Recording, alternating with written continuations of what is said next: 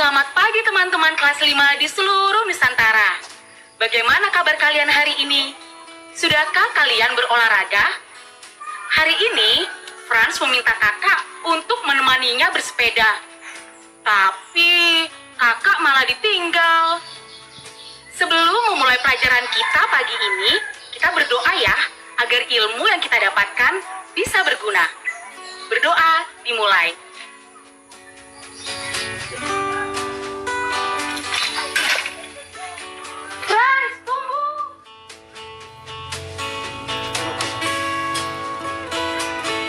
Menurut kalian, rumah apakah yang tampak dalam gambar?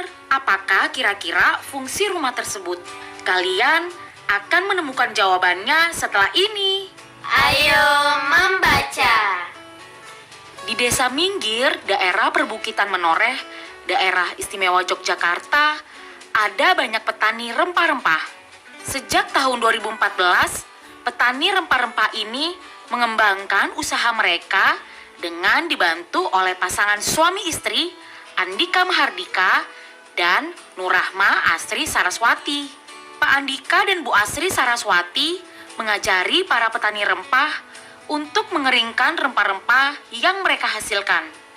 Rempah-rempah yang mereka keringkan antara lain jahe, kunyit, dan temulawak. Rempah-rempah yang kering akan lebih tahan lama, sehingga sangat mengurangi resiko rempah-rempah yang tidak laku terbuang percuma. Dengan proses pengeringan, kadar air menjadi berkurang dan perkembangan mikroorganisme yang menyebabkan pembusukan menjadi terhambat bahkan terhenti. Cara pengeringannya sangat menarik, yaitu menggunakan rumah surya pengering rempah-rempah atau dalam bahasa Inggris disebut solar dryer house. Seperti namanya, kita tahu kalau proses pengeringan rempah-rempah ini menggunakan tenaga matahari yang ramah lingkungan. Cara kerjanya sederhana, yaitu dengan mengoptimalkan radiasi sinar matahari untuk mengeringkan rempah-rempah yang sudah ditata pada rak-rak. Rumah surya ditutup rapat saat proses pengeringan berlangsung, sehingga suhu bisa mencapai 60 derajat Celcius. Ruangan yang tertutup juga menghindarkan rempah-rempah dari debu, kotoran binatang, dan tentu saja air hujan. Mudah dan sangat berguna, bukan? Menanggapi bacaan. Setelah menyimak bacaan tadi, sekarang berikan jawaban dan pendapat kalian atas pertanyaan berikut ini. Apakah rumah surya itu?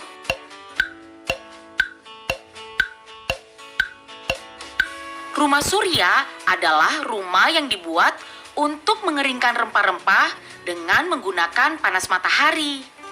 Apa tujuan Pak Andika dan Bu Asri mengajari para petani rempah mengeringkan rempah-rempah?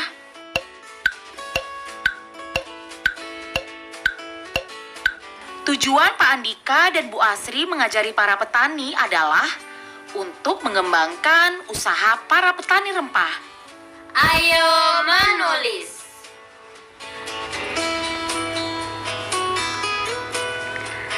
Tema pengawetan makanan yang pernah kita pelajari sebelumnya adalah wacana tata cara pengeringan ikan asin. yaitu dengan cara dijemur di bawah sinar matahari. Nah, rumah surya ini memiliki cara kerja yang serupa, tetapi dengan teknik yang sedikit berbeda. Ayo kita berlatih menulis lagi. Teman-teman, perhatikan penggunaan kata hubungnya ya. Dan tulislah cara mengeringkan rempah-rempah dalam rumah surya dengan kalimat kalian sendiri. Perhatikan contohnya seperti yang ada di layar kaca kalian ya. Cara mengeringkan rempah-rempah menggunakan rumah surya. Pertama, rempah-rempah ditata pada rak-rak rumah surya. Selanjutnya, rumah surya ditutup rapat. Proses pengeringan kemudian terjadi. Selama proses pengeringan, suhu di dalam rumah surya bisa mencapai 60 derajat Celcius. Akhirnya, rempah-rempah yang sudah kering bisa dikeluarkan dari rumah surya. Nah, buat lagi yang lainnya ya, dan tuliskan di buku kerja kalian masing-masing.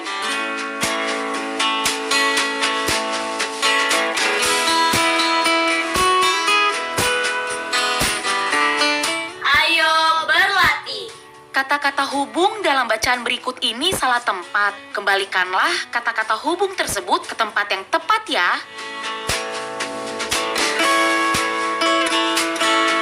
Ayo kita pindahkan bersama. Kemarin, Bapak memberitahuku cara mengeringkan cabai yang baik. Pertama, belah cabai dan pisahkan dari bijinya. Kedua, taruh cabai yang sudah dibelah itu di atas alas yang rata. Kemudian, jemur di bawah sinar matahari ketika cuaca tidak mendung. Selanjutnya, biarkan cabai mengering selama kurang lebih 8 jam. Setelah itu, balik ke sisi lainnya supaya cabai kering merata. Jika hari sudah gelap, beri pelindung agar aman selama malam hari. Akhirnya, ulangi lagi proses itu keesokan harinya sampai cabai benar-benar kering. Kata baruku. Halo teman-teman kelas 5 di seluruh Nusantara. Hari ini Profesor Kata akan mengulas kembali 3 kata baru yang kalian pelajari hari ini. Rempah. Rempah adalah berbagai jenis hasil tanaman yang beraroma seperti pala, cengkih, lada untuk memberikan bau dan rasa khusus pada makanan. Mikroorganisme. Mikroorganisme adalah makhluk hidup sederhana yang terbentuk dari satu atau beberapa sel yang hanya dapat dilihat dengan mikroskop, berupa tumbuhan atau hewan yang biasanya hidup secara parasit, seperti bakteri, kapang, ameba. Panel. Panel adalah lembaran tipis yang terbuat dari papan atau logam, tempat meletakkan alat atau peranti. Menarik bukan? Kosakata baru kita hari ini. Semoga bisa menambah wawasan kalian ya. Sampai jumpa.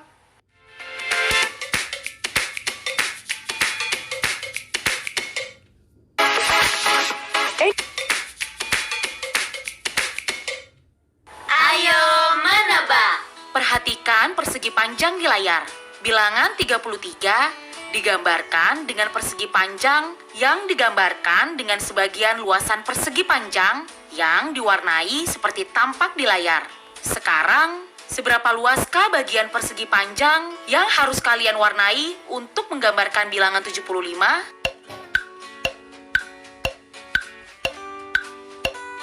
Sekarang kita warnai bersama-sama ya. Bilang stop ketika spidol sudah mewarnai hingga menggambarkan bilangan 75.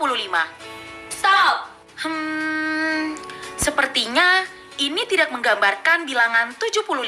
Kita harus menambah sedikit lagi. Stop. Nah, ini baru benar. Ayo menyimak. Pernahkah kamu melihat lampu lalu lintas seperti gambar berikut? Lampu lalu lintas ini menggunakan energi dari sinar matahari untuk dapat menyala sepanjang waktu. Perhatikan, di atas lampu terdapat bidang persegi panjang yang dilapisi dengan panel surya. Cahaya matahari yang mengenai lapisan panel surya akan mengaktifkan medan listrik dan menghasilkan arus listrik yang digunakan untuk menyalakan lampu. Saat ini manusia sedang berlomba-lomba menemukan sumber energi yang lebih ramah lingkungan. Listrik yang kita gunakan saat ini sebagian besar dihasilkan dari pembakaran bahan-bahan yang tidak dapat diperbarui, yaitu minyak bumi dan batu bara. Kedua bahan itu lama-kelamaan akan habis. Oleh karena itu, manusia berusaha menghasilkan listrik dari sumber energi lain. Misalnya, energi cahaya matahari, energi air, dan energi angin. Salah satu usaha itu tampak pada gedung pencakar langit di Manchester, Inggris. Coba perhatikan, berbentuk apakah gedung tersebut? Sebagaimana tampak pada gambar, gedung tersebut berbentuk balok. Dikutip dari laman Interesting Engineering, seluruh sisi gedung dipasangi panel-panel surya yang mampu menghasilkan total energi listrik 575,5 kW. Gedung berbentuk balok ini mampu memanfaatkan sisi-sisinya untuk memanen sinar matahari, baik dari sisi depan dan belakang, samping kanan dan kiri, serta sisi atas. Gedung ini menjadi gedung pencakar langit dengan panel surya terbanyak dan paling ramah lingkungan. Ayo mencoba. Perhatikan gambar berikut. Sebuah panel surya biasanya memiliki penampang berukuran panjang 1 meter dan lebar 0,5 meter. Berdasarkan gambar, jawablah pertanyaan ini. 1. Berbentuk apakah penampang panel surya tersebut?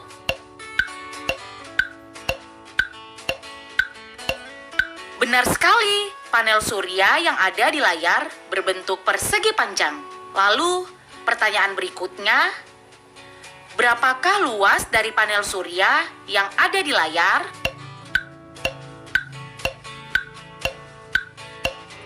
Untuk menghitung luas panel surya yang berbentuk persegi panjang, kita bisa menggunakan rumus luas, yaitu panjang kali lebar.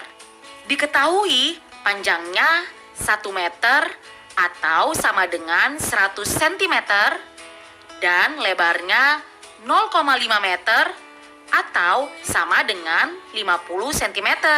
Ditanyakan berapa luasnya? Jadi luas panel sama dengan panjang kali lebar.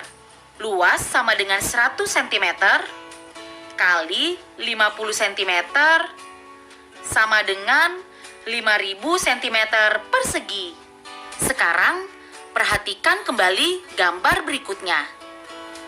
Sebuah gedung dengan panjang 50 meter, lebar 15 meter, dan tinggi 20 meter akan dibangun dengan memasang panel-panel surya di seluruh sisinya agar dapat menghasilkan listrik sebanyak mungkin. Pertanyaannya, berbentuk apakah gedung tersebut?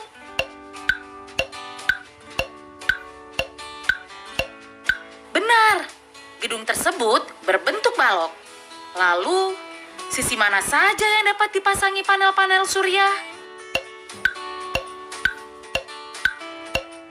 Sisi yang bisa dipasang panel-panel surya adalah sisi atas, sisi depan, sisi samping kanan, sisi samping kiri, dan sisi belakang gedung. Seluruhnya ada 5 sisi gedung yang bisa dipasang panel surya. Ayo berlatih. Perhatikan gambar di layar. Jika gedung-gedung berbentuk balok tersebut akan memasang panel surya berukuran 1 meter kali 0,5 meter untuk menutupi seluruh sisinya, berapa banyaknya panel surya yang dibutuhkan apabila gedung pertama berukuran 20 meter kali 10 meter kali 5 meter. Gedung kedua berukuran 10 meter kali 10 meter kali 26 meter.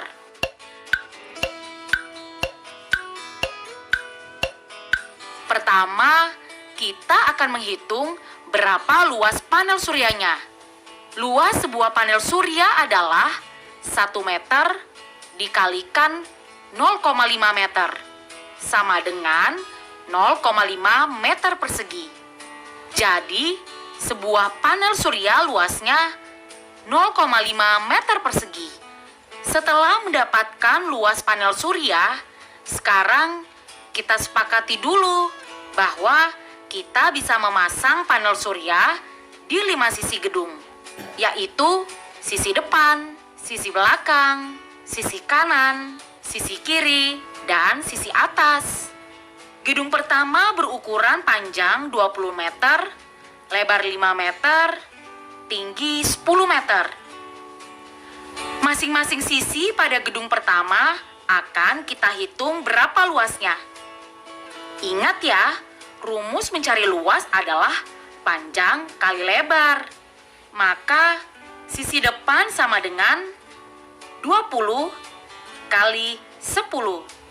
Sisi belakang sama dengan 20 kali 10. Sisi kanan sama dengan 5 kali 10. Sisi kiri sama dengan 5 kali 10.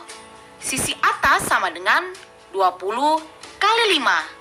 Setelah kita menemukan luas setiap permukaan, kita jumlahkan semua, yaitu 200 meter persegi tambah 200 meter persegi tambah 50 meter persegi tambah 50 meter persegi tambah 100 meter persegi.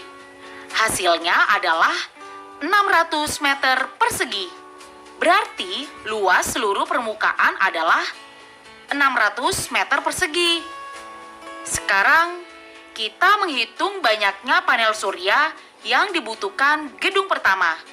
Dengan rumus luas permukaan dibagi luas sebuah panel. Maka 600 dibagi 0,5 sama dengan 600 dibagi 1/2 sama dengan 600 kali 2/1 sama dengan 1.200. Jadi pada gedung pertama dapat dipasang sebanyak 1.200 buah panel surya. Selanjutnya, gedung kedua berukuran panjang 10 meter, lebar 10 meter, dan tinggi 26 meter.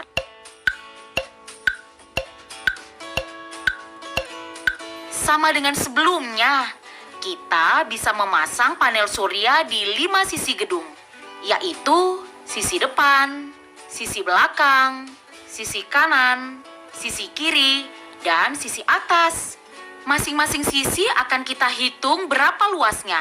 Maka, sisi depan sama dengan 10 kali 26, sisi belakang sama dengan 10 kali 26, sisi kanan sama dengan 10 kali 26, sisi kiri sama dengan 10 kali 26, sisi atas sama dengan 10 kali 10.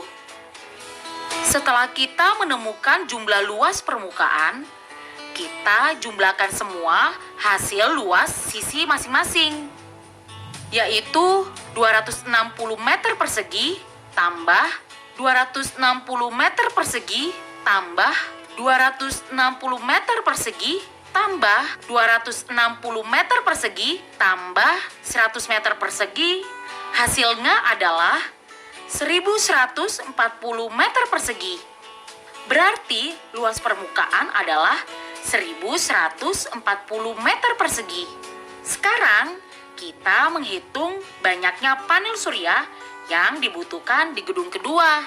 Dengan rumus luas permukaan dibagi luas satu panel berarti 1.140 dibagi 0,5.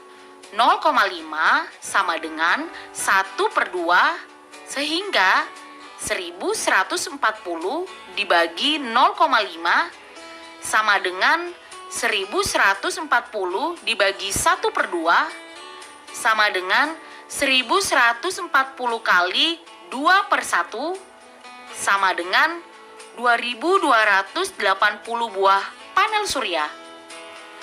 Jadi, pada gedung kedua dapat dipasang sebanyak 2.280 panel surya. Jadi, banyaknya panel surya yang dibutuhkan oleh kedua gedung adalah 1.200 ditambah 2.280 sama dengan 3.480 buah panel surya. Proyek kreatif minggu ini. Halo teman-teman kelas 5 di seluruh Nusantara. Bagaimana kabar proyek kreatif kalian minggu ini? Apakah kalian sudah mempersiapkan alat dan bahannya? Ingat loh, besok kalian sudah harus membuat menara kincir anginnya. Nah, untuk memudahkan pembuatannya besok, nggak ada salahnya nih kalau kalian sambil belajar membuat menara kincir anginnya dengan kertas yang ada di sekitar kalian ya, agar hasil kincir angin yang kalian buat besok bisa sempurna. Berikut perhatikan cara-cara kakak ya. Selanjutnya, kalian bisa simak gambar ini. Kalian bisa memotret caranya dengan gawai orang dewasa di rumah kalian.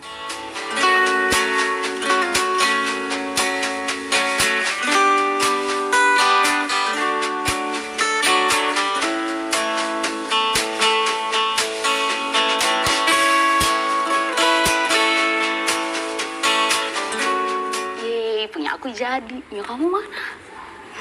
Mana ya? Nah, setelah tadi kita belajar hampir 25 menit, yuk kita lakukan refleksi. Refleksi. Hari ini kita telah belajar banyak sekali mengenai rumah surya atau solar dryer house yang membantu para petani rempah untuk mengeringkan hasil panen mereka. Kita juga telah belajar menyusun kalimat cara dengan kata hubung yang telah tersedia seperti pertama, selanjutnya, kemudian, dan akhirnya. Tak lupa kita juga belajar mengenai penggunaan panel surya yang ada di lampu-lampu yang ada di jalan raya.